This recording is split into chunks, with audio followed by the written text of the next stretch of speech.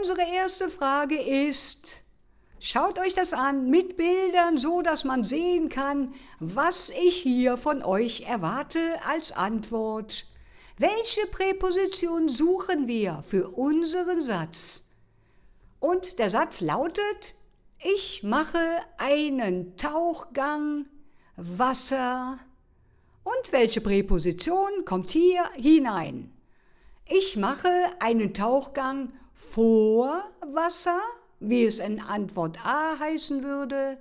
Oder ist es, ich mache einen Tauchgang bei Wasser, wie es in Antwort B heißen würde?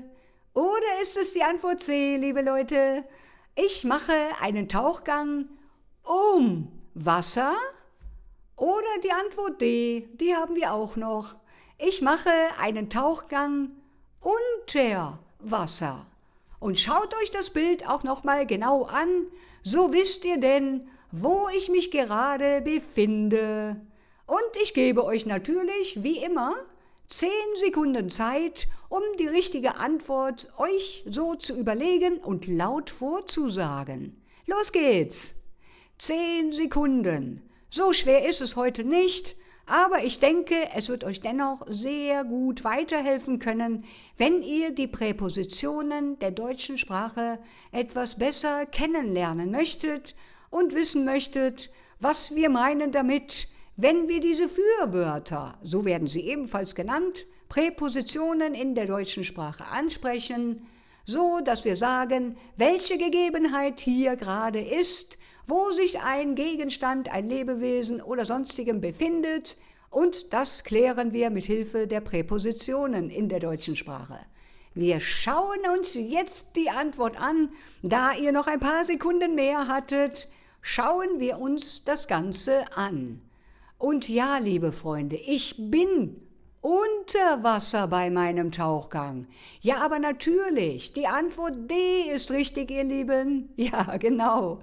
Ich mache einen Tauchgang unter Wasser. Alles andere geht nicht bei einem Tauchgang.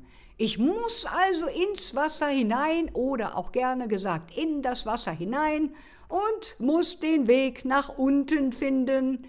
Und dann ist es gleichermaßen unter Wasser sein. Und das ist unsere richtige Präposition, liebe Freunde. So ist es richtig. Unter Wasser sein. Nicht über Wasser, nicht im Wasser, sondern unter Wasser sein. Also, wie auf dem Bild abgebildet, hier kann man gut sehen, wunderbar. Und da kriegen wir Menschen ja für gewöhnlich keine Luft. Deswegen habe ich hier dieses kleine Beatmungsgerät an und deswegen bin ich dann unter Wasser. Das ist unsere richtige Präposition heute und mit diesem Satz befinden wir uns erst einmal richtig gut im Akkusativ. Das ist unser Dativ, unser Akkusativ, unser Fall, entschuldigt bitte. Das ist unser Fall, den wir hier haben, der Kasus Akkusativ. Ich mache einen Tauchgang. So ist es richtig, weil ich einen Tauchgang mache.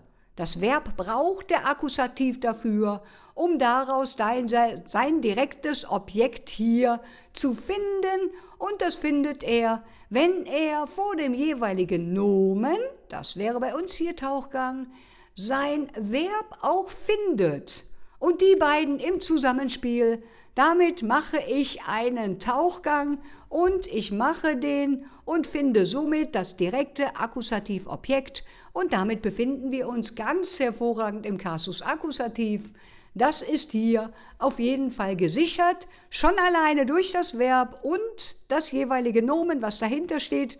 Und es ist natürlich ganz klar, wenn ich sage, dass ich einen Tauchgang mache, dass ich mich natürlich ebenfalls bewege und sei es auch nach unten bewege, aber der Akkusativ, der mag das, dass eine Bewegung in seinem Kasus stattfinden soll, auch wenn sie denn nur angekündigt ist oder gar vollziert wird, das ist egal. Und hier heißt es, ich mache einen Tauchgang. Inklusive Bewegung. Ja, das ist dann noch ein Punkt, der dann nochmal auf den Akkusativ zeigt. So, wunderbar, eine Bewegung findet statt. So ist es denn. Und hier könnte ich natürlich auch noch sagen, zur Fallfindung, wenn ich jetzt gar nicht wüsste, ich sehe nur diesen Satz, sitze in einer Prüfung und habe so gar keine Ahnung, welcher Kasus oder welcher Fall es ist. Das habt ihr sicherlich nicht, meine lieben Abonnenten, da ihr hier fleißig lernt, sehr schön. Aber wenn man es denn doch wiederum so ist, dann ist es hier ganz einfach mit der Frage, wen oder was mache ich? Und hier kann ich dann sagen, ich mache einen Tauchgang. Und schon sind wir damit mit dieser Frage hier. Das ist unsere Frage zur Fallfindung. Damit kann man analysieren, ob ein Satz diesen Kasus, ich möchte bald sagen, hergibt oder ob diese Frage hier angemessen für den Kasus ist. Wenn die Frage nicht passt, ist es natürlich ganz klar, dann kann ich dementsprechend nicht antworten, weil ich frage mit wen oder was, frage ich natürlich nach dem Tauchgang. Und ich frage nicht nach wer, sondern ich frage nach wen oder was. Und was ist hier eher die Frage, die auf unsere Antwort für den Akkusativ hier zielt? Einen Tauchgang. So ist es richtig und weiter geht es. Und wir haben die Wendung, einen Tauchgang machen, hier die Wendung mit der Wechselpräposition unter Wasser sein, ja tatsächlich, das ist eine Präposition, die man sowohl im Akkusativ als auch im Dativ verwenden kann. Von daher, die wechselt schon mal ganz gerne. Die ist nicht richtig akkusativtreu, muss man dazu sagen, wahrhaft. Wir können sie aber beider Seiten benutzen, das ist also nicht so schlimm. Und hier ist es eine Wendung unter Wasser sein. So ist es richtig und das ist eine feste Ortsangabe.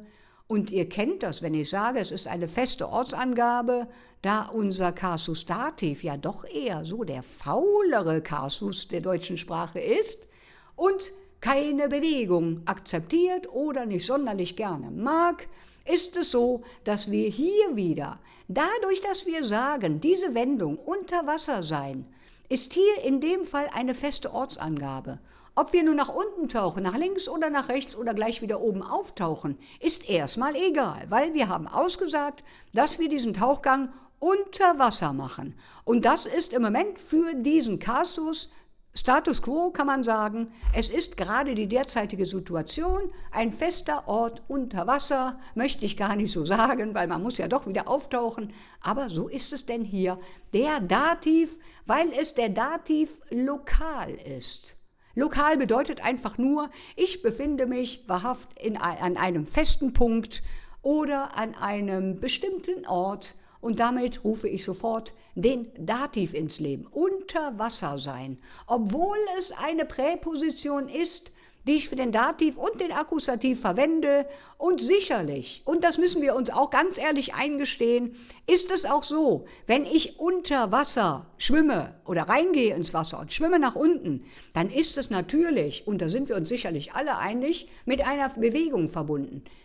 Aber in unserem Fall ist es tatsächlich nur die Ortsbenennung unter Wasser. Dadurch, dass wir dadurch einen festen Punkt, einen festen Ort haben, ist es für den Dativ wunderbar, unter Wasser ist meins. So sieht es dann aus. Ja? Und weiter geht es, ihr Lieben. Weiter geht es zur nächsten Frage, wieder mit einem schönen Bild. Heute mit ganz peinlichen Bildern meinerseits, aber das macht mir ehrlich gesagt gar nichts. Für euch tue ich fast alles, meine Lieben. Welche Präposition ist denn hier bei dieser Frage oder Aussage? Aussage ist es.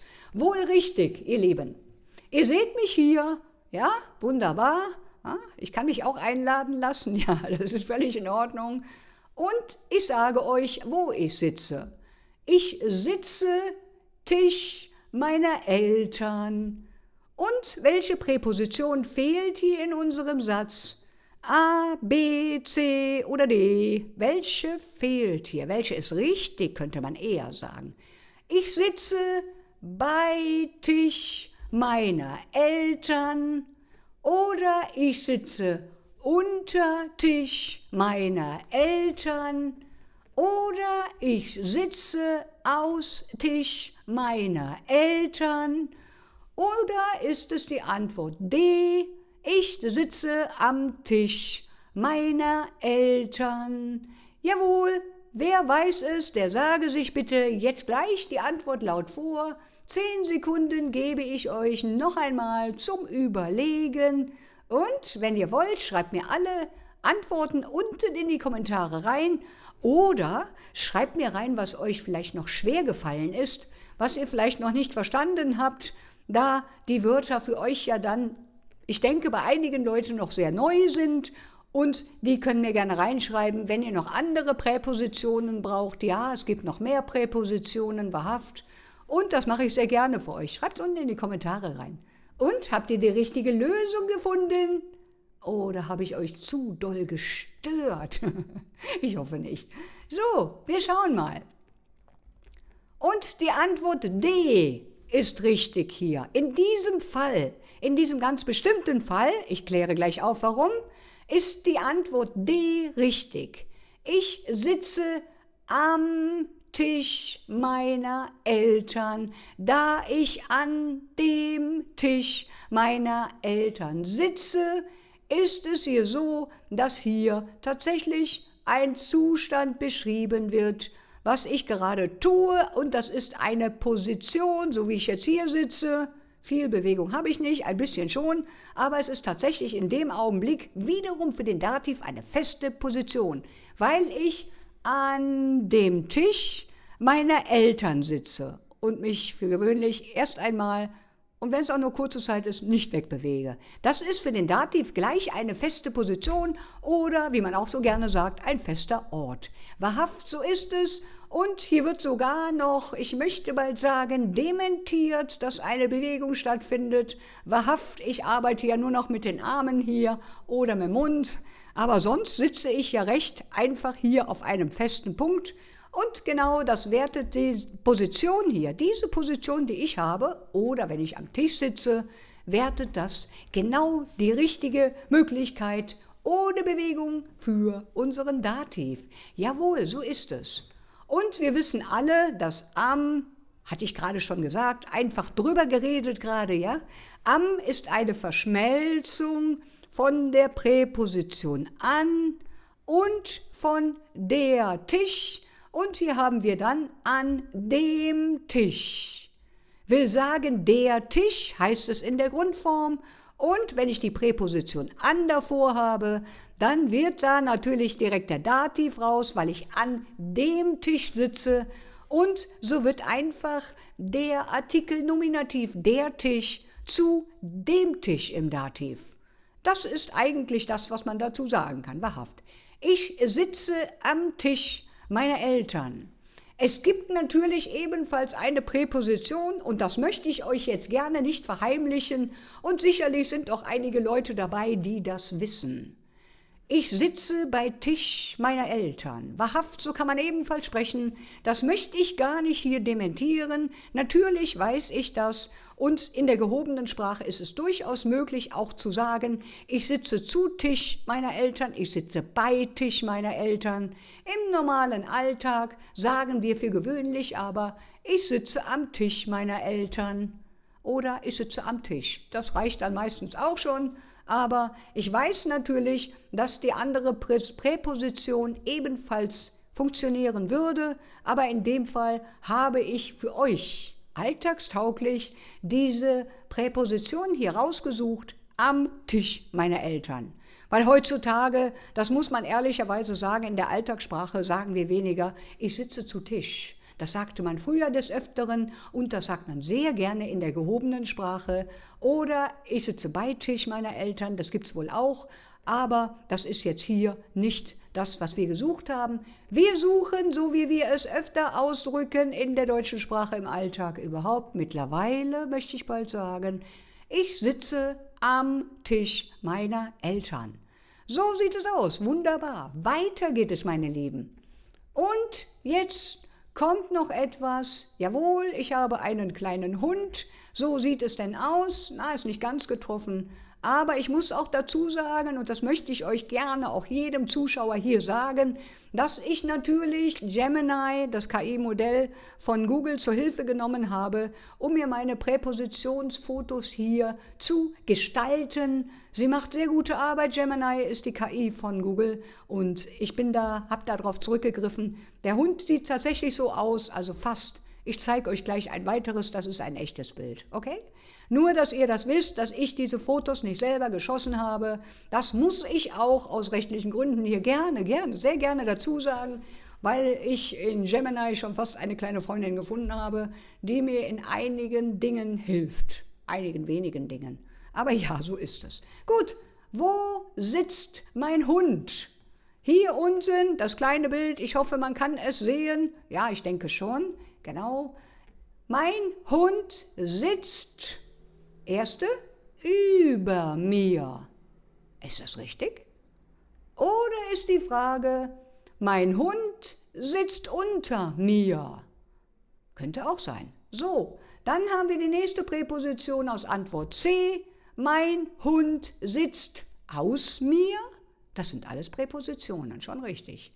Und dann haben wir die Antwort D. Mein Hund sitzt neben mir. Welche Antwort ist richtig, liebe Freunde? Und genau deswegen habe ich dieses Video gemacht, damit ein jeder hier mitmachen kann, Fotos sieht, wo wirklich wer ist und welche Situation ich abfrage. Und ich denke, das kann wirklich jeder mitmachen, der ein wenig Deutsch lernen möchte. Genau, und 10 Sekunden sind um. Laut vorgesagt, ihr Lieben. Ja, dann schauen wir uns das Ganze zusammen an. Und wir haben die Antwort D. Ist bitte richtig? Exakt, jawohl. So sieht es aus, weil mein Hund neben mir sitzt. Ihr seht es am Bild, er sitzt nicht über mir, sondern er sitzt gleich neben mir hier, mein Kleiner. Und so ist es richtig, dass wir die Antwort D ausgewählt haben. Mein Hund sitzt neben mir. So ist es denn richtig. Und wir haben in dem Nomen Hund, ja, ist das einzige Nomen, was wir in diesem Satz haben, so ist es dann auch gleich direkt das Subjekt des Satzes, weil, wenn man mal ganz ehrlich ist und das ganz nüchtern betrachtet, wir haben nur ein Nomen. Also ist es in dem Fall auch direkt das Subjekt des Satzes, welches wir hier ansprechen. Das Nomen sprechen wir hier an. Was tut mein Hund? Er sitzt neben mir. So sieht es denn aus. Und wir könnten, wenn wir denn nicht wüssten, unbedingt nicht wüssten, dass wir jetzt nur ein Nomen darin haben und wir wüssten nicht, dass wenn nur ein einziges Nomen im Satz ist, dass wir dann auch daraus direkt ein Subjekt finden für den Nominativ, ja, für den Fall Nominativ, dann könnten wir fragen, wer oder was sitzt neben mir? So ist es richtig, ja? Die Fallfindungsfrage für den ersten Fall in der deutschen Sprache ist immer wer oder was. Und die könnten wir dann so komplettieren, als dass wir sagen könnten, wer oder was sitzt neben mir? Und schon können wir diese Frage beantworten und wissen sofort, wenn wir sie denn beantworten können, also der Hund sitzt neben mir, dann ist es Nominativ. Können wir die Frage nicht beantworten, probieren wir die anderen Fallfindungsfragen der anderen Kasus durch. Und glaubt mir, ihr werdet eine Frage dazu finden, worauf dann dieser Kasus hier reagiert. Oder auch die Gegebenheit des Satzes reagiert. Wahrhaft. Ja? Wer oder was sitzt neben mir? Eindeutig, mein Hund sitzt neben mir. Das wäre die Antwort dazu. Genau. Und hier ist es dann, ich habe den Grund noch einmal ganz kurz hier angegeben und das Subjekt, das Nomen steht immer im Nominativ. Oder wir können auch gerne sagen das Subjekt, wie euch beliebt. Das ist tatsächlich gerade egal. Es ist natürlich klar, dass ich hierher gehe, wenn ich hier so ein einziges Nomen habe, dass es im Grundfall steht. Ja? Die einzige Endung, die hier vergeben wird, ist dann im Genitivfall. Da setzen wir dann hinten noch ein S hinten dran. Das ist die einzige Änderung, die da hier passiert. Hier in diesen normalen Sätzen ist es so, dass das einzige Nomen hier gleich auf den Thron hervorgehoben wird, dass es nicht nur das Nomen ist, sondern auch noch gleich das Subjekt des Satzes. Wo kein anderer da ist, ist es ganz einfach zu sagen, wer der König ist. ist ganz einfach, ja. So sieht's aus. Genau. Neben ist eine sogenannte Wechselpräposition. Wir können also hergehen und wir können diese Präposition neben im Akkusativ sowohl als auch im Dativ verwenden. Das ist also auch ebenfalls keine dativtreue Präposition, denn die kann man mal da benutzen und die kann man mal da im Kasus benutzen. Das ist dann egal. Natürlich hat die dann bei Benutzung auch ihre Regelung, aber deswegen ist es dann eine Wechselpräposition. So sieht es erst einmal aus, wahrhaft. So, und hier habe ich es gesagt, die kann man dann beiderseitig verwenden, ob es nun im Akkusativ oder Dativ, das ist so, wie ihr diesen Satz zu sprechen beliebt, so ist es denn wahr, wahrhaft, und dann kann man das beiderseitig verwenden. Genau. So sieht es aus und wir haben hier den Dativ gefunden, da der Hund in einer festen Position neben mir sitzt. Eine feste Position. Ja?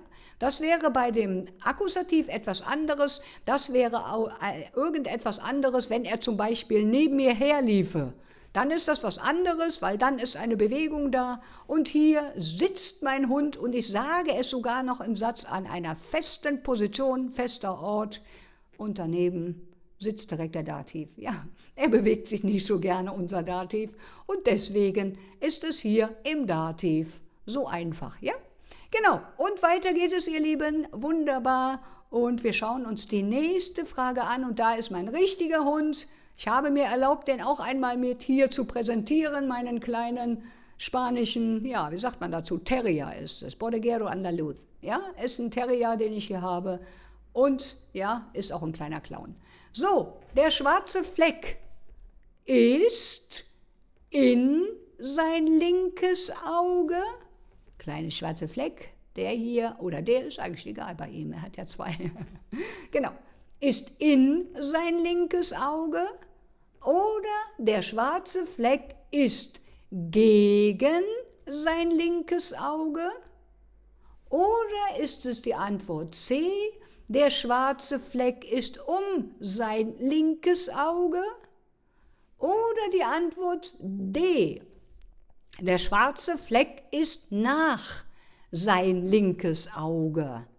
Welches ist richtig, ihr Lieben? Ihr seht es genau auf dem Bild. Der Hund versteckt hier gerade gar nichts. Und ich denke, ihr könnt euch das in 10 Sekunden ausdenken. Welche Antwort ist hier richtig, ihr Lieben? A, B, C oder D? Und sagt mir, was mit dem schwarzen Fleck und dem Auge hier los ist. Der schwarze Fleck ist um das Auge, um sein linkes Auge, drumherum. Hier unten drinnen hat er seine kleinen Äuglein, eigentlich kann man nicht gut sehen, die sind braune Äuglein hat er. Und hier ist ein schwarzer Fleck um sein Auge. Die Präposition um kann ich für so einen Vorfall nehmen. Ganz einfach, der schwarze Fleck ist um sein linkes Auge. Präposition im Akkusativ. Und warum ist es im Akkusativ? Das wisst ihr sicherlich, oder? Um ist eine akkusativtreue Präposition. Hier unten habe ich es euch geschrieben, so sieht es aus. Und wenn ich in einem Satz sage, es ist um etwas herum, dann ist es hier im Akkusativ, weil die Präposition sofort mit ihrer Verwendung sagt, jetzt geht's weiter im Akkusativ. Und das ist so hier bei dem schwarzen Fleck um sein Auge. So sieht's aus. Das ist Akkusativ und das liegt daran, dass es eine akkusativtreue Präposition ist. Schön, ihr Lieben, habt ihr es gewusst? Ja? Schön. Weiter geht's. Nächste kommt. Die Susa geht gerne spazieren und ich habe euch hier mal ein kleines Foto machen lassen. Und das habe ich wiederum mit KI erstellen müssen, ja, weil nur mein Hund dabei ist. Und der bedient leider meine Kamera nicht. Nein, ist wahr. Ich habe es tatsächlich mit KI erstellen lassen, hier mit Gemini wieder. Und der Satz lautet, ich gehe einer Brücke spazieren. Welche Präposition passt dahin?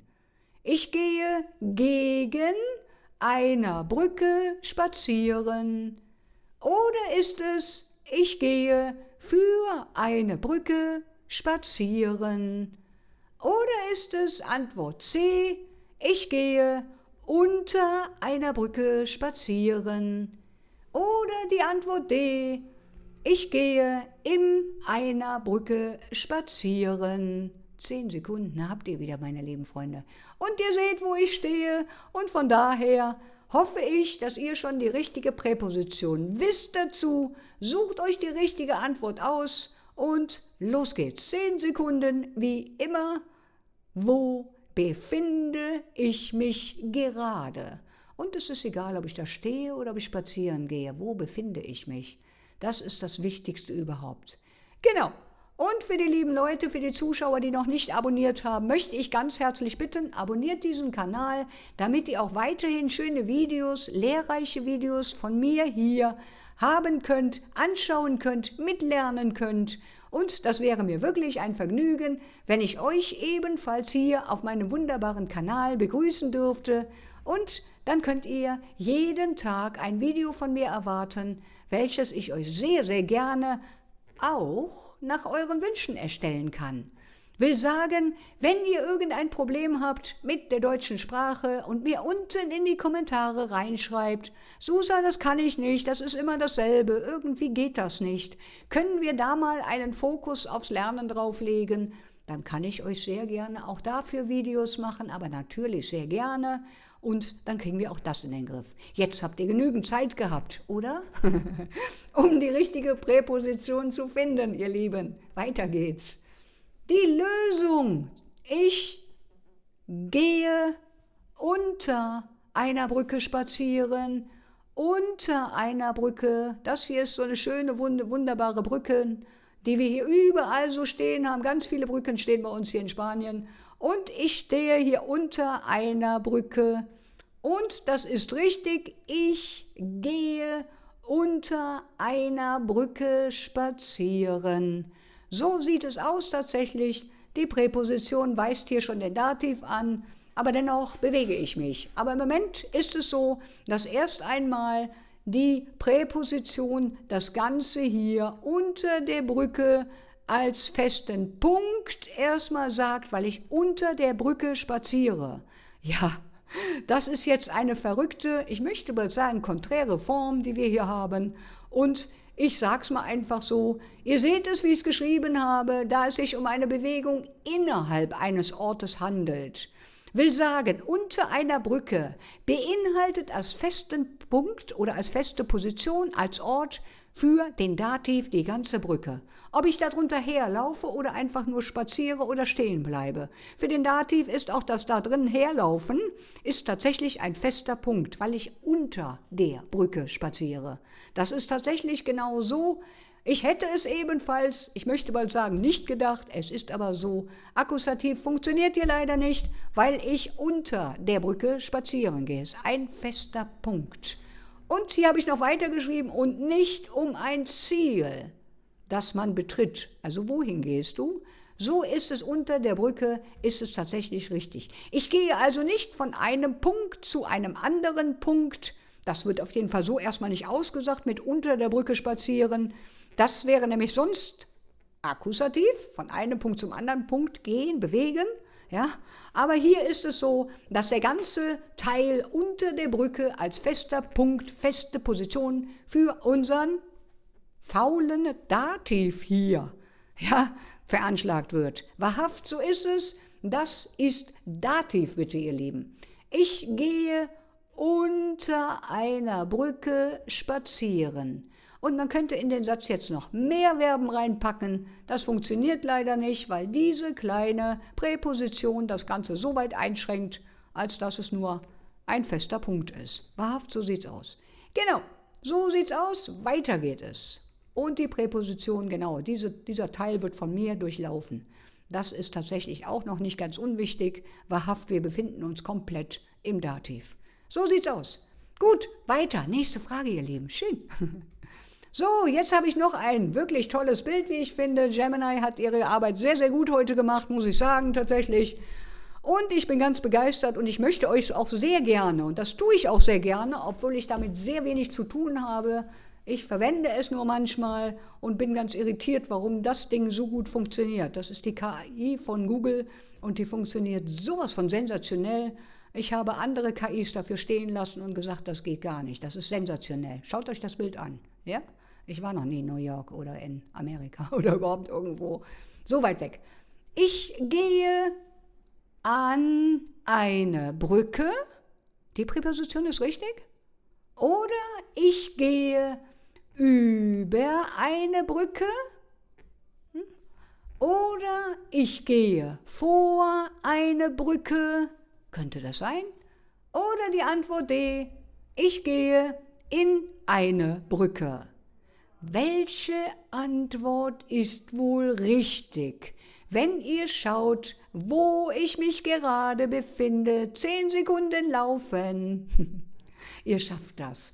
Ja, das schafft ihr auf jeden Fall. Ich weiß, dass meine Abonnenten schon sehr weit sind. Die haben, denke ich, keine Probleme. Und die lieben neuen Zuschauer, kommt einfach dazu, auch die ältere Generation. Ich lade euch herzlich ein, hier auf dem Kanal ebenfalls zu abonnieren. Tut das ruhig gerne bitte.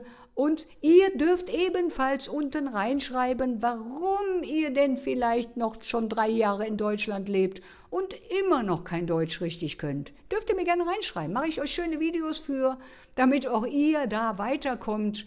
Und das mag ich gar nicht so sehen, weil die meisten Leute, die etwas älter schon sind, haben auch etwas mehr Zeit. Ja, das ist ein Vorteil. Das dürfte man nicht vergessen, ja? Sehr schön. Also, unsere Antwort ist die Antwort B wie Bertha.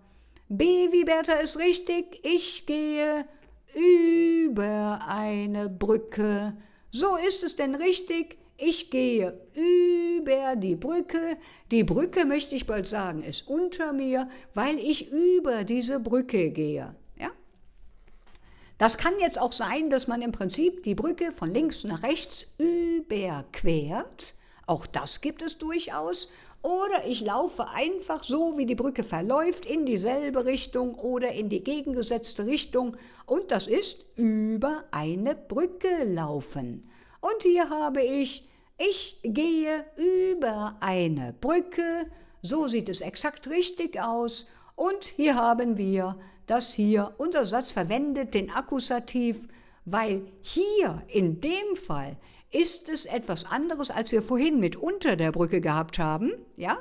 Hier verwendet es tatsächlich den Akkusativ, den wir doch eigentlich eben schon erwartet haben. Dadurch, dass ich ankündige oder sage, dass ich mich gerade bewege, unterhalb oder über eine Brücke her. Und bei unterhalb, also unter einer Brücke hergehen, haben wir gerade gelernt, ist dann leider Dativ, weil das die Einschränkung der Brücke beinhaltet, fester Ort.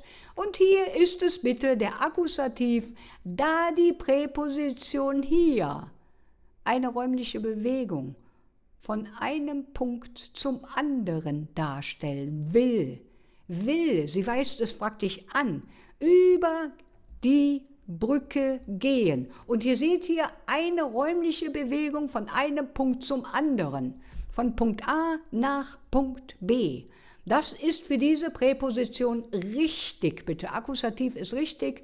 Und hier könnten wir wieder fragen, wohin? Ja, von A nach B gehen wir. Und bei dem unter der Brücke her ist es, wie gesagt, die Einschränkung, dass nur ein fester Ort, eine Position ist, die meinetwegen auch von A nach B geht. Aber dadurch, dass ich die Präposition unter verwende, ist es eingeschränkt. Das ist für den einfach nur ein Punkt, ein Range, ein Bereich. Ja, deswegen ist das der kleine Unterschied. Über die Brücke lässt das Ganze etwas weitergehen, weil ich könnte ja eventuell über die Brücke gehen und über die Brücke hinausgehen. Und das ist ein Punkt von A nach B. Ich schränke das Ganze also nicht so weit ein, dass ich nur einen Bereich habe, sondern ich sage einfach, ich gehe von hier aus los und gehe über die Brücke und dann auch noch, weiß ich nicht, 10 Kilometer weiter. Ja. Ist tatsächlich so, dass das hier etwas anderes ist und das Ziel ist die Überquerung, was eine Richtungsänderung impliziert. So sieht es aus. Seht euch das. Ich gehe von der einen Seite der Brücke, ja, von dem einen Ort zum anderen Ort der Brücke. Das ist eine Richtungsänderung. Ich gehe in eine ganz andere Richtung, weil der Ort jetzt hinter mir liegt und der neue vor mir liegt. Ja, irgendwo geht die Brücke ja zu Ende. Hoffentlich. Genau. Und das ist dann Akkusativ und somit können wir ganz hervorragend diese Präposition über hier verwenden und in diesem Satz ist es Akkusativ. Genau. Ich lasse das gerne eine Sekunde noch eingeblendet, damit ihr jeweils immer, wenn ihr irgendwas nicht verstanden habt, gleich das Video kurz auf Stopp drückt. Lest euch alles nochmal ganz genau durch, warum, wieso, weshalb. Und dann seid ihr hinterher auch etwas klüger, wenn ihr euch vielleicht kleine Notizen noch machen wollt, wenn ihr eure Prüfungen vorbereitet. So gerne. Wohlan denn. So, nächste ist, ihr Lieben, jawohl, ich habe auch einen Führerschein, ich habe alle Führerscheine, so sieht's aus. Susa sitzt, das kann ich nicht ernsthaft vorlesen, tue ich aber trotzdem, unter Auto. Susa sitzt unter Auto. Das wäre unsere erste Präposition für unsere Frage. Susa sitzt hinter Auto. Wäre eine Möglichkeit. Dann C ist, Susa sitzt bei Auto. Naja, wir schauen mal, ja? Dann haben wir noch die Antwort D. Susa sitzt im Auto. Okay. Und wenn ihr die Lösung wisst, sagt sie euch gleich laut vor. Ich gebe euch 10 Sekunden, das Richtige zu finden. Ihr Lieben, wunderbar. Und so schwer ist es nicht. Präpositionen sind recht einfach, aber wenn man sie nicht hat, dann kann man nicht richtig sprechen. Die komplette Satzkonstruktion funktioniert nicht, wenn ihr diese kleinen Präpositionen nicht kennt. Hier sind sie erst einmal einfach. Genau.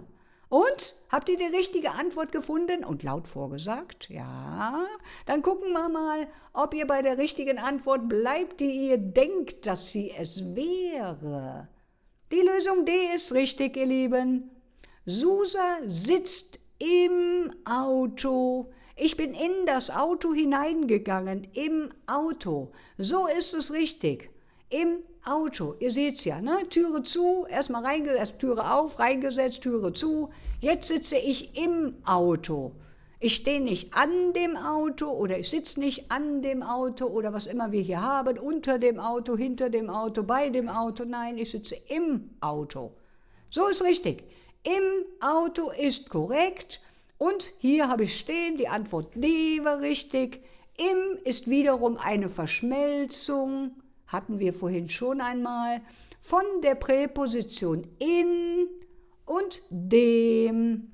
Und hier ist es wiederum ganz einfach, die Verschmelzung im ist dann ganz einfach, Präposition in und der Artikel, den wir hier haben, das ist der Artikel, welcher zu dem Nomen Auto gehört. Das Auto ist es in seiner Grundform und das Auto wird im Dativ zu dem Auto. So sieht es aus und dann ist es richtig, wenn ich hier behaupte, dass ich hier den Dativ sehe, weil ich an einer festen Position wiederum sitze und der Dativ keine Bewegung mag. Und da ist er wieder, der faule Dativ sitzt bei mir im Auto. So ist es richtig, ihr Lieben. Das Auto sagte ich gerade schon und das Ganze wird dann im Dativ zu dem Auto. Sehr schön. Nächste kommt jetzt. Na? Oh, da haben wir auch noch was Schönes.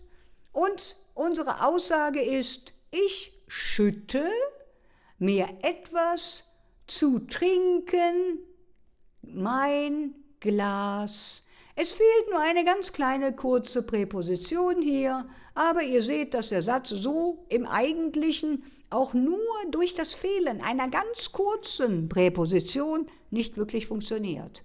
Ich schütte mir etwas zu trinken, mein Glas. Jeder würde sagen, habe ich nicht ganz verstanden, bitte. Und so wichtig sind diese kleinen Präpositionen, die sagen, wo man etwas zum Beispiel hinschüttet. Und in diesem Fall habe ich euch wiederum 4 Antwortmöglichkeiten hier parat gestellt, dass ihr das Ganze abprüfen könnt, welche Präposition gehört in diesen Satz. Erste ist, ich schütte mir etwas zu trinken bei mein Glas. Oder ist es dann die Antwort B, ich schütte mir etwas zu trinken zu mein Glas. Das richtig? Oder die Antwort C, Ich schütte mir etwas zu trinken in mein Glas. Oder ist es die Antwort D? Ich schütte mir etwas zu trinken vor mein Glas. Was ist hier richtig, ihr Lieben? Und sagt mir, wohin ich mein Getränk hier gerade schütte. 10 Sekunden habt ihr wie immer, meine lieben Freunde. Und wir schauen uns gleich dann die Lösung noch an zum Ende. Sehr schön. Und wieder ein Foto, welches Gemini so schön verarbeitet hat, dass ich es wirklich auch so schön für unsere Präpositionen hier verwenden kann. Gemini, das KI-Modul von Google. Sehr gerne sage ich euch das auch nochmal, weil ich mit dieser KI sehr zufrieden bin. Ja, es gibt viele Leute, die sagen, das ist alles nur irgendwie ein bisschen gefährlich. Ich finde ehrlich gesagt daran jetzt nichts gefährlich, wenn man nicht so schöne Bilder machen kann. Ja? So, welche Antwort ist richtig? Oder welche Präposition ist richtig? Genau. Und die Antwort ist, ich schütte mir etwas zu trinken in mein Glas. Schaut mal, ich schütte das hier rein. Ein bisschen zu viel mag sein. Aber ich schütte mein Getränk in mein Glas. Das Getränk, welches in der Flasche ist, verschwindet hier in dem Glas, damit ich es besser trinken kann. Präposition ist hier richtig, in mein Glas. So sieht es aus. Und eine Präposition, die ich aber nicht mit hier ausgespart hatte für euch, kann man wahrscheinlich sehen, werdet ihr wahrscheinlich auch schon wissen, zu trinken, da versteckt sich nochmal eine kleine Präposition, die habe ich euch jetzt nicht auch noch weggenommen, weil ich mal nicht so ein schweres Video machen wollte, sondern euch auch einfach nur mal so sagen möchte, dass es auch einfacher geht und ihr versteht es trotzdem. Ich werde euch trotzdem diese kleine Präposition mit erklären. Und ich hoffe, ihr habt die Präposition in aber gefunden. Das war klar, oder? Ja, natürlich, denke ich mir. Die Präposition in ist eine Wechselpräposition und das Ganze habe ich mir dann eben auch noch aufgeschrieben, weil es sich eine gewisse Logik hier offenbart. Da ich das Getränk von außerhalb in ein Glas schütte, hineinbewege, wie auch immer, fragen wir, wohin schüttest du das Getränk oder wohin schütte ich das Getränk? Und ich kann sagen, in das Glas. Ich schütte es nicht vor das Glas, nicht hinter, nicht daneben oder sonst irgendetwas, sondern das Getränk ist tatsächlich von der Logik her, muss in ein Glas, sonst ist alles so, dass ich das nicht mehr trinken kann. So sieht's aus und das ist eine gewisse Logik, die wir hier haben, die sich hier tatsächlich über diese Präposition in hier angebahnt hat. Und das muss man tatsächlich so sehen, dass es von außerhalb Flüssigkeit in ein Gefäß geschüttet wird, Glas geschüttet wird. So sieht's aus. Das ist die gewisse Logik, die wir haben. Und etwas zu trinken, hatten wir ja hier gerade auch schon gesagt, und das ist hier eine kleine Wendung, die wir ebenfalls haben. Etwas zu trinken einschütten, etwas zu trinken in ein Gefäß schütten. Ja, das kann man genauso sagen. Und hier ist es dann in dem Fall, dadurch, dass wir uns unter einer festen Wendung hier befinden, obwohl ich hier tatsächlich eine Präposition und ein Verb noch habe und das Ganze hier in etwas zu trinken, ist dann im Prinzip aber so, als wenn das ein Wort wäre für uns. Gib mir etwas zu trinken, ist immer so etwas. Oder etwas zu trinken, einschütten, das ist wie ein komplettes Wort schon fast, wie eine Wendung. Und das ist hier in dem Fall das direkte Objekt. Da ich ja mit diesem Getränk hier das Ganze hier vollziehe, etwas zu trinken in mein Glas schütten, das ist im Prinzip, ich sag mal, das meiste des Satzes so mit drinne. Und hier habe ich noch ein einziges kleines Personalpronomen mir, was hier im Dativ steht, weil das ist jetzt hier nicht anders möglich. Ich kann nicht sagen, ich schütte mich etwas zu trinken in mein Glas. Nein, nein, nein, das geht nicht. Ja? Das ist unbedingt Dativ.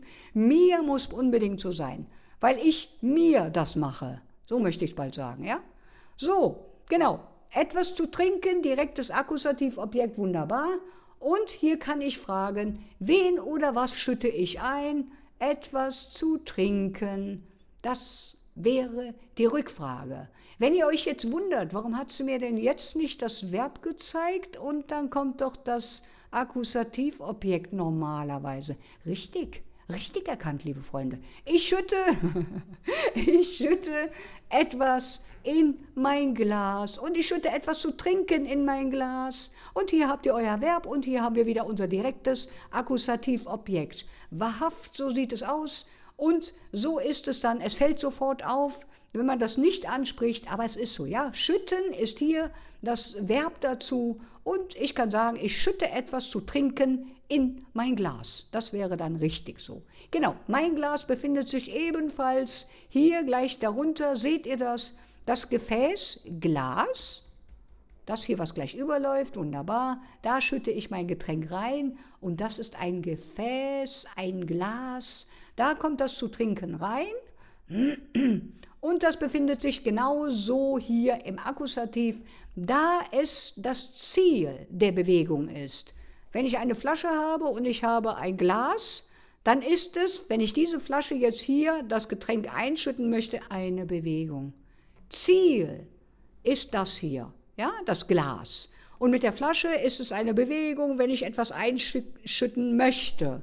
Das ist dann die Bewegung und das ist das Ziel der Bewegung, ist das Glas. So sieht's aus, genau. Und das Ganze kann ich eben mit dieser Präposition hier so richtig beschreiben. Ganz hervorragend beschreiben, dass ich hier in mein Glas etwas einschütten möchte. So sieht's aus. Genau. Und hier habe ich noch ganz kurz geschrieben, allerdings sei angemerkt, wenn das Trinken dann im Glas drin ist, also wenn wir es im Glas dann eingeschüttet haben, ändert sich sofort der Fall. Na, und warum ist das denn wohl so? Könnt ihr euch das vorstellen? Ich habe jetzt das Glas, wo ich gerade was eingeschüttet habe. Und die Flüssigkeit ist jetzt an einem festen Ort. Ja, ist eigentlich ganz einfach. Somit sind wir schon wieder beim faulen Dativ, der sich tatsächlich sogar in unserem Glas breit macht. Ja, das ist dann so, dass wir hier tatsächlich dann auch direkt den Dativ am Start haben, weil die Flüssigkeit, die ich vorher über den Akkusativ in mein Glas geschüttet habe, ist jetzt im Glas. Und damit ist sie dann an einer festen Position, an einem festen Ort und das ist dann Dativ. So verrückt ist das, dass es manchmal tatsächlich nur noch um die, ich möchte sagen, Bewegung oder die fehlende Bewegung geht oder um die jeweilige Präposition, die das Ganze hier einleitet. Ihr seht also, wie wichtig es ist, dass man die Präpositionen kennt. Was sagen die aus und was leiten die ein? Das ist wichtig. So, nächste Frage, ihr Lieben. Wunderbar. Hier habe ich eine Frage heute gemacht, genau, und ich lese euch die einmal kurz vor. Ich lerne meinen Büchern die nächste Klausur. So, hier haben wir gleich 2 Präpositionen. Diesmal habe ich mir erlaubt, das Ganze hier auszusparen, um 2 Präpositionen von euch finden zu lassen. Und wir schauen uns das Ganze mal an. Wir probieren die mal eben durch. Ja? Also, ich lerne zu meinen Büchern, das ist wichtig, die nächste Klausur. Und danach kommt die Antwort B, wenn sie denn richtig wäre. Ich lerne beim meinen Büchern von die nächste Klausur. Oder Antwort C, ich lerne in meinen Büchern bei die nächste Klausur. Oder, liebe Freunde, Antwort D, ich lerne hinter meinen Büchern für die nächste Klausur. Und jetzt gibt es wiederum 10 Sekunden für die Leute, um es zu finden, ihr Lieben. Los geht's! Sucht sie raus und schaut euch an, wo ich sitze. Das Bild soll euch helfen, dass ihr versteht, wo die Präposition mich anzeigen möchte mit ihrer Aussage. Und ich lerne hinter. Ihr seht es, ich hoffe, man kann es sehen. Ich muss mal auf den Monitor gucken, ich habe 2 Monitore, nicht wundern. ihr seht es, ne? Ich sitze oder ich lerne hinter meinen Büchern für die nächste Klausur, ihr Lieben. Antwort D ist richtig, bitte, unbedingt. Ja? Also, Antwort D. Ich lerne hinter ist die Präposition, die wir gesucht haben, meinen Büchern, und hier ist das, was ich eben schon betont habe, für nächste Präposition, die nächste Klausur. Wir haben hier 2 Präpositionen gesucht und gefunden. Wahrhaft, sehr schön, wunderbar, ihr Lieben, wenn ihr es gewusst habt, sehr, sehr schön. Und hier ist es dann hinter, die Präposition hinter ist eine Wechselpräposition, und hier ist es, ich beschreibe in unserem Satz, wo ich mich befinde. Wo befinde ich mich, während ich lerne? Und ich befinde mich hinter meinen Büchern, wenn man das sehen kann. Hier sind 2 große Stapel und hier und überall. Hinter meinen Büchern befinde ich mich. Und das ist hier dann so richtig, und es ist ein fester Ort. Und es ist natürlich die Sache, die hier den Dativ erfreut, und so gesellt er sich dazu, und so ist es dann jetzt der Dativ, bitte. Für hinter meinen Büchern Dativ, bitte. Ja? Und dann haben wir in meinem Satz, gebe ich, hier habe ich zweimal geschrieben, seht mal hier. Ja, unfehlbar bin ich auch nicht, ich bin keine Maschine. Gebe ich euch ein wichtiges Signal für den Kasus. Ihr habt es gemerkt, ja? Ich habe euch ein wichtiges Signal für den Kasus Dativ gegeben, indem ich das gemacht habe, ja? Und die Endung N bei Büchern, da ist es wieder, ja? Und meinen ist hier, meinen Büchern. Damit wollte ich euch ganz kurz nur andeuten, dass es sich um die Plural, also Mehrzahl handelt. Und es ist ein typisches Zeichen dadurch, dass wir diese Endung Büchern, das ist eine typische Dativänderung. Und wenn ich das Ganze dann hier noch mit meinen hier kröne, dann weiß ich ganz genau, das sind mehrere Bücher, und das kann nicht nur ein einziges sein. Meinen sagt aus, dass es wenigstens 2 sind, also im Mehrzahl ist, und dadurch, dass es dann die Endung Büchern, das Nomen dann die Endung N erhält, ist das Ganze dann hier im Dativ exakt richtig. Das hier ist zum Beispiel, wenn ihr das irgendwann mal in einer Prüfung haben solltet, ein wichtiges Signal. Der Prüfer wird euch das nicht so nett vorsprechen und wird so machen oder irgendwelche anderen Sachen, aber achtet auf diese Kleinigkeiten, die immer wieder mitkommuniziert werden. Wenn ihr nur einen Zettel bekommt, ist das noch besser zu lesen für euch. Es wird sicherlich nicht markiert, damit ihr dieses kleine Signal seht, sondern das muss man bei diversen Prüfungen selber sehen. Dann haben wir noch, für die nächste Klausur lerne ich hinter meinen Büchern, und ich lerne das Ganze für die nächste Klausur, steht hier im Akkusativ, weil es immer, alleine schon durch die Präposition für, wenn ich damit schon anfange, ist danach folgend das Nomen, ja, ist dann im Akkusativ, weil es hier verlangt wird. Es geht gar nicht anders, diese Präposition ist akkusativ treu, in dem Fall möchte ich mal bald so ausdrücken. Und wenn ich sage, ich lerne für das oder das, und hier ist es, ich lerne für die nächste Klausur, also für meine nächste Arbeit, ja, die ich abgeben sollte, dann ist es hier Akkusativ, wunderbar richtig. Und hier könnte ich wieder fragen, wenn ich denn nicht weiß, wofür die Präposition für steht, für wen oder was lernst du? Und darauf könnte ich dann sagen, für die nächste Klausur. Dann wüsste ich, dass ich jetzt hier wieder im Akkusativ unterwegs bin. Und ganz hervorragend ist es dann auch richtig. Wenn ich die richtige Frage zu dem jeweiligen Kasus stelle, probiert diese Fallfindungsfragen durch. Und ich sage euch, ihr werdet ziemlich sicher finden, welcher Fall oder welcher Kasus der deutschen Sprache hier gerade gefragt wurde. Ja? Ich würde euch empfehlen wollen, das Ganze vielleicht einfach, wenn ihr sowieso irgendetwas lest oder meinetwegen, wenn ihr Nachrichten lest auf dem Handy, irgendetwas, und ihr habt ein paar Sätze Und dann probiert es immer mal wieder mit ein paar Sätzen zu überlegen, ist das Dativ, Akkusativ, was ist es? Was ist da gerade los? Ja? Sehe ich die Signalwörter schon oder nicht?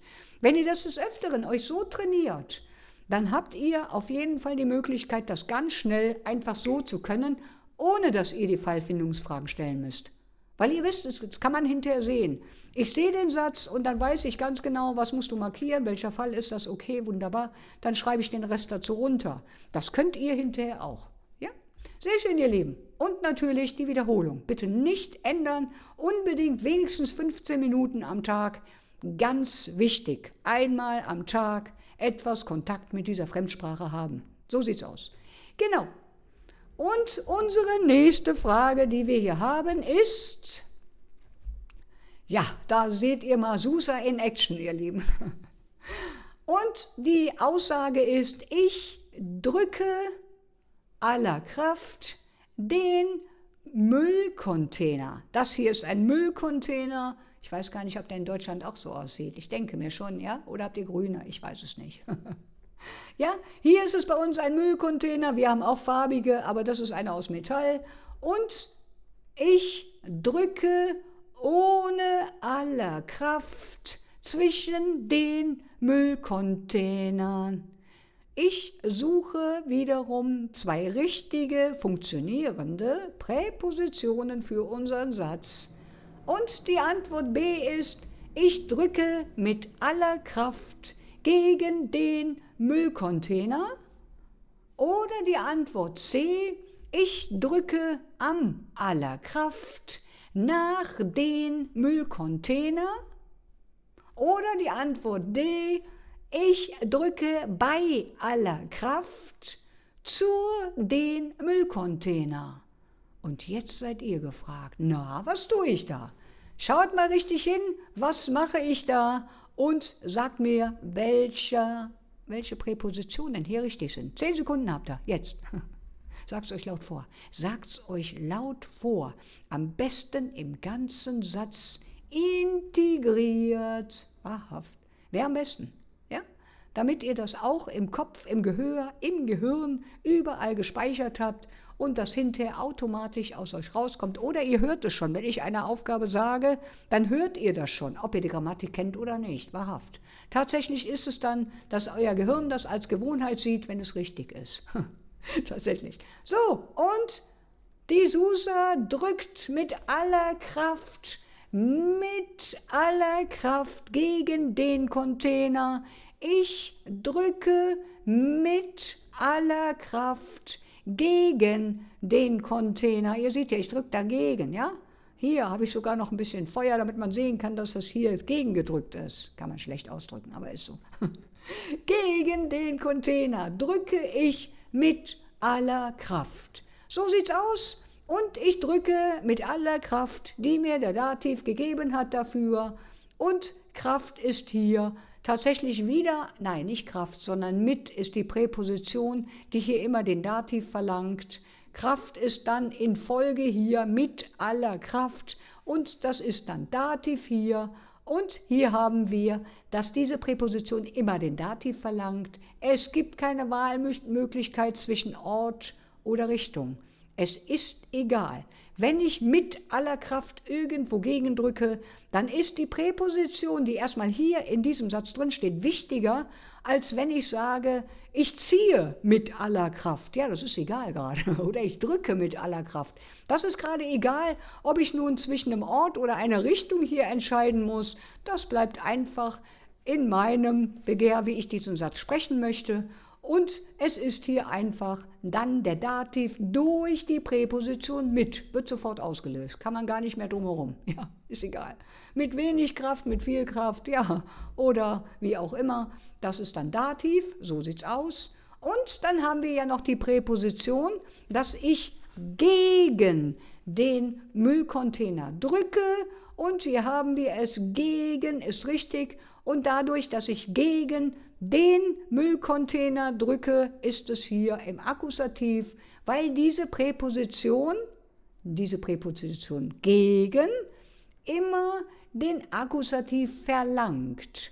Und diese Präposition gegen gehört zu der Gruppe. Alle diese hier sind akkusativtreue Präpositionen. Hier geht es dann einfach nur so, dass wir, ich möchte bald sagen, im Normalfall, ja, ich sag's mal so, im Normalfall damit sofort den Akkusativ auslösen. Ausnahmen bestätigen immer mal die Regeln, auch das kennen wir leider, haben wir auch schon gehabt.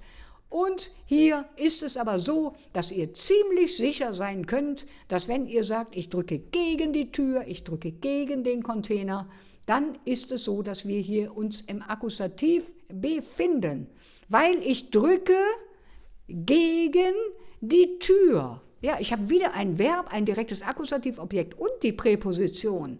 Ganz ehrlich, liebe Leute, das ist viel zu stark, als dass man da sagen könnte, ja, das ist vielleicht Dativ. Nein. Die 3 Punkte sind definitiv richtig, ja. Ich drücke erstmal das Verb gegen die Präposition und dann noch das eigentliche direkte Akkusativobjekt, da drücke ich ja gegen, genau. Und als 4. Sache, die den Akkusativ nochmal einen weitergibt, ist, dass das sicherlich mit einer Bewegung einhergeht. Jawohl, das ist definitiv Akkusativ. Besser geht es nicht und einfacher, als das so mit dieser Präposition zu erledigen. Und hier könnten wir noch eben fragen, ja, habe ich auch geschrieben, gegen wen oder was drückst du? Und wenn du gegen eine Tür drückst, ist das so egal. Es ist so, ja, Verb, Präposition, direktes Akkusativobjekt plus Bewegung ist so, ist dann Akkusativ. Genau so sieht's aus, ihr Lieben. Ganz genau so habe ich das gerne. Und noch eine kleine Sache, die ich hier immer wieder gehört habe, ihr Lieben. Ja, ich gehe in die Bushaltestelle. Na, habe ich immer wieder gehört. Was ist da los? Wir schauen uns das an, okay? Und hier ist es. Ich stehe der Bushaltestelle und warte den Bus. Welche Präposition ist richtig? Aus unseren 4 Auswahlmöglichkeiten, da geht nur eine einzige, aber 2 Präpositionen sind da drin. Wir schauen uns das an. Ich stehe in der Bushaltestelle und warte auf den Bus. Ja? Oh. Oder B, ich stehe an der Bushaltestelle und warte auf den Bus. Oder ist es die Antwort C, ich stehe auf der Bushaltestelle und warte zu den Bus. Das richtig? Oder die Antwort D, ich stehe bei der Bushaltestelle und warte ohne den Bus. Was ist hier richtig, ihr Lieben? Ja? Habe ich jetzt extra mit einbauen müssen, weil ich das gerne auch einmal kurz hier mit angerissen hätte, dass das immer wieder falsch gesagt wird. Wir schauen uns das an. 10 Sekunden habt ihr, ihr Lieben. 10 Sekunden ab jetzt. Jawohl. Und dann bitte unbedingt merken, das ist eine Sache, die öfter falsch gesprochen wird. Das geht nicht. Ja, besser ist das, wenn ihr es richtig wisst. So. Und laut gesagt habt ihr es, ja? Das hoffe ich doch schwer. So, da seht ihr mein Entsetzen hier. Ich weiß nicht warum, es liegt wahrscheinlich an dem englischen Bus, ich weiß es nicht. Ja, die fahren hier selten in Spanien. So, wir schauen uns die Lösung an. Die Lösung ist die Antwort B wie Bertha. So ist es richtig, ihr Lieben. Ich stehe an der Bushaltestelle und warte auf den Bus. Und ich stehe nicht in der Bushaltestelle, da ich in kein Gebäude hineingehen kann. Wenn ich in ein Gebäude hineingehen könnte, wäre das vielleicht richtig. Aber dadurch, dass sich hier nur hinter mir eine Wand befindet mit einem kleinen Dach, einem Regendach, so wie es aussieht, ist es kein abschließbares oder auch ein Gebäude, das durch eine Tür verschlossen wird, ist hier nicht in einer Bushaltestelle. Ich stehe an einer Bushaltestelle, ja? Ich stehe an einer Bushaltestelle oder ich gehe zu einer Bushaltestelle. Das wäre aber was anderes. Wir haben hier jetzt bitte, ich gehe an oder ich stehe an der Bushaltestelle und warte auf den Bus. So ist es richtig, bitte. Und die Bushaltestelle hier in dem Fall ist dann wiederum im Dativ, weil ich ja an einem festen Punkt stehe. Der Dativ wieder, ja, der steht jetzt hier, ich bewege mich nicht, weil ich hier auf irgendeinen Bus warte und deswegen ist es hier wiederum der Dativ, Kasus Dativ, der keine Bewegung mag, naja, dann soll er sie halt lassen, ist in dem Fall ein fester Punkt, ein fester Ort. Und ich warte auf den Bus. Auf wen warte ich? Ich warte auf das Akkusativobjekt. Ich warte auf den Bus. Ist hier richtig? Und wiederum ist es ein Satz, wo ich das Ganze wiederum nur so sagen kann, dass ich wieder ein Objekt habe und ich habe schon wieder eine, ja, ich möchte sagen, Präposition, die schon wieder in einer normalen Wendung ist, warten auf etwas warten. Das ist schon wieder eine feste Wendung und der Bus oder den Bus, worauf ich warte, ist dann hier in dem Fall im Akkusativ, weil er sich so schön an allem bedienen kann, also an unserem Verb warten auf den Bus. Und schon ist der Akkusativ wiedergeboren und ich gehe davon aus, dass, wenn ich auf den Bus warte, der Bus sicherlich eine Bewegung hat, wenn er denn kommt. Wenn er denn kommt. Genau, so sieht es aus und warum Dativ an der Bushaltestelle, sagte ich bereits, feste Position an der Bushaltestelle, so ist es richtig. Ich warte nicht in, da wir keinen Eingang haben, kein Gebäude haben, wo wir reingehen können und von daher ist es so, dass ich das Ganze dann hier auch wirklich so sage, dass es sich um einen Ort handelt. Deswegen ist hier der Dativ, wird hier verwendet, weil die Logik das so gebietet, dass wir nur an der Bushalte und nicht in der Bushaltestelle an einem festen Ort hier warten. So sieht es aus und die Bushaltestelle wird im Dativ zu der Bushaltestelle hier oben. Die Bushaltestelle, das hier, ja, die Bushaltestelle heißt es oder lautet es im Kasus Nominativ, Grundform erster Kasus der deutschen Sprache. Und das Ganze wird dann von die Bushaltestelle in Dativ zu der Bushaltestelle. So sieht das aus. Und wir haben hier noch, dass wir warten auf den Bus, dass wir warten auf, haben wir hier gerade gehabt, ist eigentlich auch eine Wechselpräposition. Die kann man natürlich sowohl im Akkusativ als auch im Dativ verwenden. Aber hier wird sie halt abstrakt übertragen. Nein, sie wird einfach übertragen. Ich sag's mal einfacher, vielleicht versteht man es dann nicht, ja? Oder besser. Sie wird einfach hier übertragen gebraucht. Abstrakt könnte ich auch sagen, das ist aber etwas anderes. Ich warte auf den Bus. Auf was warte ich? Ja? Ich warte auf was. Das ist das Ganze, was das Ganze hier als übertragen oder gar als abstrakt gebraucht wird. So sieht's aus. Dann haben wir, warum Akkusativ haben wir hier noch? Bei Verben warten auf, haben wir hier gerade immer, folgt fast immer der Akkusativ. Jawohl, weil es ist genau so, wie ich es immer sage, wenn ich auf irgendetwas warte, dann sage ich das jetzt schon, wenn ich auf irgendetwas warte. Ich brauche immer irgendein direktes Akkusativobjekt, worauf ich warte. Wenn ich etwas verschenke, dann verschenke ich auch irgendetwas. Also brauche ich dann immer, oder meistens, habe ich hier, fast immer, sage ich hier, den Akkusativ. Weil es ist halt so, wenn ich auf irgendwas warte, dann warte ich auf das direkte Akkusativobjekt. Ob das Taxi oder der Bus ist oder sonst irgendetwas, dann ist es halt Taxi oder Bus. Das ist gerade egal. Genau. Und dann ist es fast immer der Akkusativ und so ist es richtig, wenn es um das Objekt geht, auf das wir warten. Wahrhaft, so ist es.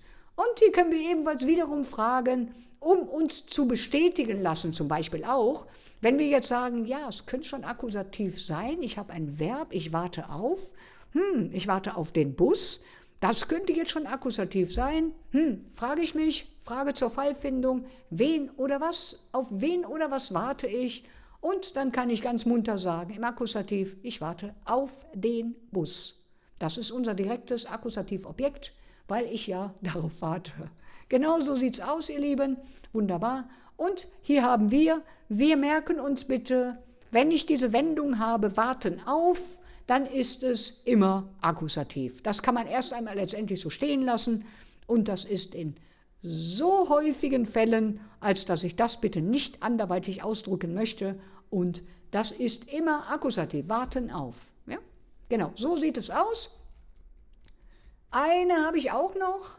Ich gehe die Straße, nächsten Ort. So sieht's aus. Und wieder 4 Möglichkeiten. Eine stimmt wieder nur, ihr Lieben. Und wir schauen uns das Ganze an. Da ist sie, die Susa, und sie läuft hier rum. Ja, geht spazieren, wunderbar. Ja, wir haben tatsächlich so Straßen hier bei uns, die so tatsächlich, ja, ich möchte mal sagen, vereinsamt sind. Ja, fast wüstenähnlich. Ja, wahrhaft. So, und wir probieren alle Möglichkeiten eben kurz durch. Ich gehe über die Straße zum nächsten Ort. Das wäre Antwort A. Antwort B wäre, ich gehe bei die Straße zur nächsten Ort. Könnte das richtig sein? Oder die Antwort C. Wir haben ja noch welche. Ich gehe in die Straße vor nächsten Ort. Oder, liebe Freunde, ist es die Antwort D. Ich gehe seit die Straße zwischen nächsten Ort. Was kann es sein, ihr Lieben? Denkt nach, schaut euch an, wie ich daherlaufe und was könnte sein, was ich dort tue. Und 10 Sekunden habt ihr. 10 Sekunden habt ihr. An die lieben Zuschauer, abonniert bitte meinen Kanal. Das ist hier ganz wichtig, damit ich euch weiterhin schöne und auch lehrreiche Videos erstellen kann. Da ich das von Herzen gern tue, möchte ich gerne so viele Leute wie nur möglich mitnehmen in unsere große Sprachreise der deutschen Sprache.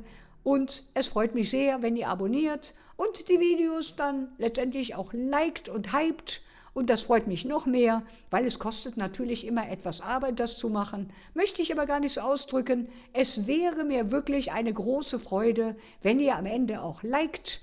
Das macht schon etwas mit dem Algorithmus, was mir weiterhilft und euch ebenfalls. Dann kann ich euch weiterhin schöne Videos machen, um euch zu begleiten. Das nur kurz am Rande und laut gesagt, na, die Lösung war nicht so schwer, oder? Wir schauen uns das Ganze an. Hier unten haben wir die Antwort. Antwort A. A wie Anton haben wir hier. Genauso buchstabieren wir am Telefon einen Buchstaben A wie Anton. So sieht es aus. Und es sagt dann hier diese Lösung aus. Ich gehe über die Straße zum nächsten Ort. Das war richtig, liebe Freunde. So ist es exakt richtig. Ich gehe über die Straße zum nächsten Ort. Und das ist genau dasselbe, wie ich gehe über die Brücke. Ich kann die Straße entlang gehen, also über die Straße gehen, oder ich kann die Straße von rechts nach links überqueren oder von links nach rechts überqueren. Das ist genau das Gleiche. Ich gehe über die Straße. Wenn ich von einer Seite der Straße zur anderen gehen möchte, sage ich ebenfalls, ich gehe über die Straße. Wenn ich auf der Straße so gehe, kann ich sagen, ich gehe auf der Straße oder ich gehe über die Straße, weil ich ja über die Straße, über den Asphalt drüber gehe. Das ist dann über die Straße gehen. So wie hier im Bild auch abgebildet. Genau. So sieht's aus. Über die Straße ist natürlich auch wieder klar, dass der Akkusativ sich das wieder direkt hier einverleibt, möchte ich bald sagen. Da ich sage, und wieder ist es so, ich gehe über die Straße. So sieht es aus, liebe Freunde. Wir haben schon wieder die gleiche Struktur, die wir zuvor auch schon hatten. Über die Brücke gehen, ja. Hatten wir eben auch schon mal. Und hier ist es wieder so, dass das Verb wieder hier ist. Und der Akkusativ fragt immer nach einem Verb. Ein Verb haben wir. Ich gehe. So, jetzt tue ich schon was.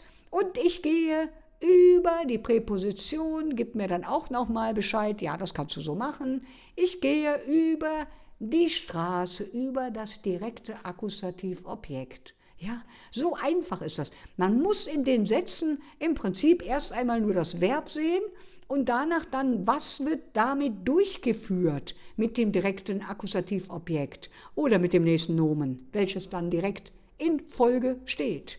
Und dann kann man sich schon hier einigermaßen gut behelfen und schauen, na, das könnte schon fast der Akkusativ sein, weil ich mich bewege, wenn ich gehe. Das ist die dritte Option, die ich noch dazu habe, um zu fragen, ist es nun der Akkusativ oder ist es der Dativ? Aber wenn ich über die Straße gehe, ist es eindeutig mit einer Bewegung verbunden. Von daher kann es eigentlich der Dativ gar nicht mehr sein. Ja, ich bewege mich ja. Genau, wenn ich auf der Straße sitzen würde, dann wäre das was anderes. Aber tue ich nicht hier. Und deswegen ist es hier im Akkusativ. Und diese Präposition über würde es sich sogar gefallen lassen, wenn man irgendetwas mit Dativ hier einen Satz hätte. Die kann man also sowohl als auch verwenden im Kasus Akkusativ, sowohl als auch im Dativ. Das geht ganz hervorragend. Und hier habe ich noch meinen Grund angegeben. Ich beschreibe also eine Überquerung, also eine Richtung oder eine Bewegung. Sagte ich gerade schon, dass man von links nach rechts über die Straße kann, von rechts nach links über die Straße oder die Straße auch entlang gehen kann, über die Straße lang gehen kann. Das kann man auch in die Richtung oder in die gegengesetzte Richtung. Ja, beides funktioniert wunderbar. Das ist hier der Grund, warum ich hier sofort den Akkusativ anmelden kann. Aber jetzt kommt noch eine kleine Sache und ihr seht es hier oben. Wir sind noch nicht ganz fertig. Zum nächsten Ort möchte ich natürlich schon gehen, weil das hier ist mir ein bisschen zu einsam hier. Also gehe ich über die Straße zum nächsten Ort. Und der nächste Ort ist hier unten und der ist natürlich dann hier. Frage, wohin gehst du? Wen oder was? Ich gehe erst einmal über die Straße und danach gehe ich dann in Folge. Ich bin auf dem Weg zum nächsten Ort. Und das ist der Dativ. Aber der nächste Ort, liebe Freunde, deswegen ist es Dativ. Der nächste Ort ist ein fester Punkt, weil ich dahin gehe. Das ist klar, oder? Ja, weil da findet keine Bewegung mehr statt. Weil wenn ich zum nächsten Ort gegangen bin, dann bin ich in dem Ort und der Ort ist ein fester Punkt und daher ist es Dativ. Ja? Stimmt, exakt richtig. So sieht es aus. Dativ zum nächsten Ort, weil fester Punkt. Dann habe ich hier noch ganz kurz angegeben, ich war so frei, habe meinen Grund hier eingegeben, die Präposition zu, zum nächsten Ort, zu dem nächsten Ort. Und schon ist die Präposition freigelegt. Zu dem nächsten Ort, hier unten habe ich es auch nochmal in der Analyse stehen, ist es dann Dativ und die Präposition liegt so schön frei, als dass ich jetzt wirklich in aller Überzeugung sagen kann, die verlangt natürlich wirklich immer den Dativ, weil ich die jetzt gerade so freigelegt habe. Die ist jetzt nicht mehr zum, sondern zu dem. Und es ist jetzt in dem Fall, liebe Freunde, zu dem nächsten Ort. Egal, ob ich eine Bewegung mache oder nicht, es ist gerade egal. Weil ich ja, wenn ich am Ort bin, einen festen Punkt erreicht habe. Und das ist dem Dativ so wichtig, als dass er es sogar ignoriert, dass hier tatsächlich auch in seiner Regentschaft hier tatsächlich eine Bewegung stattfindet. Weil am Ende meines Weges, wenn ich zum Ort hingelangt bin, ist es ein fester Punkt, Dativ. So, das war viel, oder? Genau, so sieht es aus, ihr lieben Freunde. Analyse hatten wir gerade schon gesagt. Zum ist eine Verschmelzung, zu dem ist hier verschmolzen. Also habe ich einmal eine Präposition und einen richtigen Artikel, der umgewandelt ist im Dativ. So sollte es sein. Und dann haben wir hier noch ein Adjektiv zum nächsten Ort. Nächsten ist eigentlich erstmal ein Adjektiv, aber wir haben hier die Endung en für den Dativ. Dieses Adjektiv hat sich ganz hervorragend angepasst daran und sagt hier, dass es richtig sich anpasst an den Kasus Dativ und trotzdem noch ganz gerne beschreiben würde, dass das Nomen Ort der nächste Ort ist. Es beschreibt das Nomen in dem Fall und das tut es weiterhin. Auch die Endung vom Kasus, die tangiert es wirklich gar nicht, das ist dem egal und es macht einfach weiter mit der Beschreibung. Genau, so sieht es aus. Adjektivendung, das ist hier im Dativ plus den Ort und das war es. Zu dem Ort. Zu dem Ort. Sieht man hier ganz genau, denke ich mir. Dann passt das hier im Dativ ganz perfekt. Ja, nicht immer irritiert sein oder wenn überhaupt ihr irritiert seid, das weiß ich nicht. Wenn eine Bewegung zu erahnen ist, ist es nicht immer im ersten Augenblick direkt zu denken, dass das dann der Akkusativ ist. Nein, das kann auch schon mal nach hinten losgehen. Auch wenn ich auf dem Weg dahin bin, ist dann letztendlich der Punkt, wo ich hingehe zum nächsten Ort, dann der feste Punkt.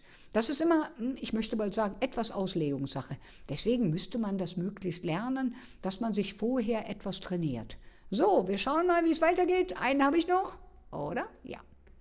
Eine typische Situation, die wir haben, ich glaube, das kennt jeder, der die deutsche Sprache angefangen hat zu lernen. Und ein jeder hat sicherlich schon einmal einen ähnlichen oder gar den gleichen Satz, nee, das glaube ich nicht, einen ähnlichen Satz hier gehört. Und wir sagen den Satz mal eben, mein neuer Kugelschreiber liegt bei dem Tisch, oder? Wo ist er? Wo ist denn unser Kugelschreiber? Das ist ein Kugelschreiber hier, ja? Das ist ein Kugelschreiber, ein Stift. Dann haben wir, mein neuer Kugelschreiber liegt an dem Tisch. Ja. Oder ist es die Antwort C, mein neuer Kugelschreiber liegt auf dem Tisch? Oder ist es die Antwort D, ist es, mein neuer Kugelschreiber liegt zu dem Tisch, liebe Freunde? Wo liegt der Kugelschreiber? Schaut mal, sogar ein Pfeil zeigt hier drauf. Und ihr habt jetzt 10 Sekunden Zeit.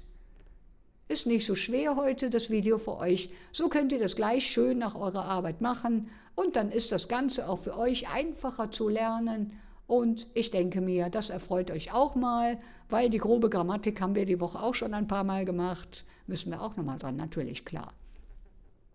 Und, habt ihr euch Laus vorsagen können? Na, ich bin gespannt. Mein Kugelschreiber liegt auf dem Tisch. Ja, er liegt auf dem Tisch. Obendrauf auf der Platte vom Tisch, auf dem Tisch. So ist es denn richtig. Und hier ist alles ziemlich stark in Gelb eingefärbt. Gelb ist die Farbe, die bei mir den Kasus Nominativ hier darstellt, um euch besser und schneller zeigen und auch sagen zu können, welcher Kasus es ist. Und hier ist es, mein Kugelschreiber ist in seiner Grundform, dein Kugelschreiber, der Kugelschreiber, mein Kugelschreiber, ist alles hier im Dativ, im ersten Fall der deutschen Sprache Kasus. Und es ist in unserem Fall das Subjekt des Satzes, womit etwas getan wird oder was ja, auf dem Tisch liegt. Genau so ist es. Also die Durchführung wird hier mit diesem Subjekt dann wirklich auch durchgeführt. Und ich könnte fragen, wenn ich nicht genau weiß, was ist das für ein Kasus, wenn ich jetzt zum Beispiel das wissen möchte, prüfungsmäßig oder mich einfach etwas trainiere, dann gehe ich her und kann sagen, Nominativ, meine Fallfindungsfrage ist immer gleich. Wer oder was? Okay? Das ist für andere Kasus immer etwas anderes. Aber es gibt 4 Kasus und 4 unterschiedliche Möglichkeiten danach zu fragen. Die führen euch normalerweise auf das jeweilige Subjekt oder Objekt hin. Und hier ist es, wer oder was liegt auf dem Tisch? Und wir können hier munter antworten, der Kugelschreiber liegt bei uns auf dem Tisch. Und wenn wir es dann mit dem Adjektiv hier ebenfalls dann noch benennen wollen, das Adjektiv beschreibt hier das Nomen Kugelschreiber und es sagt einfach, dass unser Kugelschreiber neu ist und passt sich hier auch richtig an. Seht ihr das hier? Mein neuer Kugelschreiber mit Endung, die vollständig richtig ist, um hier in den Dativ hinterher zu kommen. Ja, erstmal ist es natürlich ganz klar, mein neuer Kugelschreiber ist Nominativ. Hier ist das, ich möchte bald sagen, der Artikel ist jetzt nicht ganz richtig für das Nomen und das ist hier, da ist es, entschuldigt, das ist hier eine komplette, ich möchte sagen, verbandelte Nummer. Das Nomen hat seinen Artikel mitgebracht, mein Kugelschreiber, und unser Adjektiv steht jetzt da ganz alleine in der Mitte von den beiden, die schön zusammengehören. Hier kann man sehen. Und das Adjektiv, dieses hier ist das Eigenschaftswort, welches das Nomen Kugelschreiber beschreibt, und das tut einfach das, was es soll. Denn es beschreibt das Nomen und es passt sich an den jeweiligen Kasus an. Das war's. Mehr brauchst nicht zu tun, da der Artikel für das Nomen dem Nomen gerade sagt, welches Geschlecht er hat und ob es Einzahl oder Mehrzahl ist. Wahrhaft, so ist es und so sollte es auch richtig funktionieren, tut es auch. Dann haben wir noch, auf dem Tisch liegt unser Kugelschreiber, hatten wir gerade gesagt, auf dem Tisch. und der Kugelschreiber liegt auf dem Tisch und das ist ein Zustand oder eher eine feste Position. Ne? Wenn der Kugelschreiber auf dem Tisch liegt, ist es kein Zustand, eine feste Position, ein Ort, wo er abgelegt wurde. Richtig so. Und wir können wiederum dafür fragen zur Fallfindung, wo liegt der Kugelschreiber? Er liegt auf dem Tisch. Die Präposition bringt das Ganze mit, dass wir das Ganze hier im Dativ ausdrücken können, auf dem Tisch. So ist es richtig, ihr Lieben, ja? Genau so sieht es aus. Dann haben wir noch die Logik hier bei der Frage wo, ist natürlich die Frage nach der Position. Wo liegt der Kugelschreiber? Der Kugelschreiber liegt an einer festen Position am Tisch, die wir natürlich ganz schnell verändern können, aber erstmal ist das der Status quo. Er liegt auf dem Tisch und mehr passiert nicht. Genau. Nutzen wir bei Wechselpräpositionen immer den Dativ. So sieht's aus, ja? Also, wo ist die Position? Und wir nutzen hier schon alleine, weil keine Bewegung mehr stattfindet, den Dativ dafür. Und aus der Tisch ist im Nominativ ganz normal im Grundfall, im ersten Fall der deutschen Sprache, Nominativ. Der Tisch, das Nomen Tisch, hat seinen männlichen Artikel mitbekommen und der wird sich so nicht verändern. Der Tisch ist männlich, maskulin und wird im Dativ zu dem Tisch. Ganz einfach passt sich der Artikel genauso schön an und diese Präposition auf dem Tisch verwandelt das Ganze dann, wo das Ding liegt und damit ist es direkt im Dativ. So sieht's aus, ihr Lieben. Wunderbar. Und ich hoffe, ihr konntet etwas mitnehmen hier aus meinem kleinen Video heute. Das kann ich euch sagen, das macht mir immer sehr, sehr viel Freude für euch. Und ich hoffe, ihr habt heute mal ein Video für euch, wo ihr wirklich auch die Präpositionen lernen könnt von. Und ich hoffe sehr, dass es diesmal nicht so grammatiküberladen war, so dass ihr das Ganze auch schön verstehen könnt. Schaut es euch ein paar Mal an, dann werdet ihr es verstehen. Ja? Gut. Ich hoffe, es hat euch gefallen. Liked und hypt das Video bitte, bitte. Das wäre wirklich ein Herzenswunsch von mir, damit ich hier weiterkomme und noch mehr liebe Leute einsammeln kann. Es sind noch jede Menge Leute draußen, denke ich mir. Jeden Tag bekommen wir neue Abonnenten hinzu und natürlich sehr, sehr gerne immer mehr und ich begrüße alle neuen Abonnenten ebenfalls genauso herzlich und so lieb. Wunderbare Leute und ich möchte gerne noch mehr von euch haben. Und ihr könnt alle bitte gerne auch unten in die Kommentare reinschreiben, was ist euer Problem, wenn ihr diese komplexe Sprache lernen sollt, müsst oder könnt. Ist ja unterschiedlich. Gut, ich wünsche euch einen wunderschönen Abend und ich sage mal, gehabt euch wohl, passt auf euch auf, ihr Lieben, und wir sehen uns morgen zu einem neuen Video wieder. Schreibt mir in die Kommentare, was euch jetzt hier gefallen könnte an Video, an Themen oder sonstigem und die Themen, die bereits hier kommuniziert wurden. Ich danke auch ganz lieb für diese Kommentare. Wunderbare, wertvolle Kommentare wurden hier gegeben und ich habe das alles hier in mein kleines Regiebuch eingeschrieben und so soll es dann, ich denke, so bald als möglich auch durchgeführt werden. Ihr Lieben, macht's gut. Wir sehen uns morgen zum neuen Video wieder. Und ich sage mal, auf Wiedersehen. Auf Wiedersehen, ihr Lieben. Macht's gut, schlaft gut. Tschüss.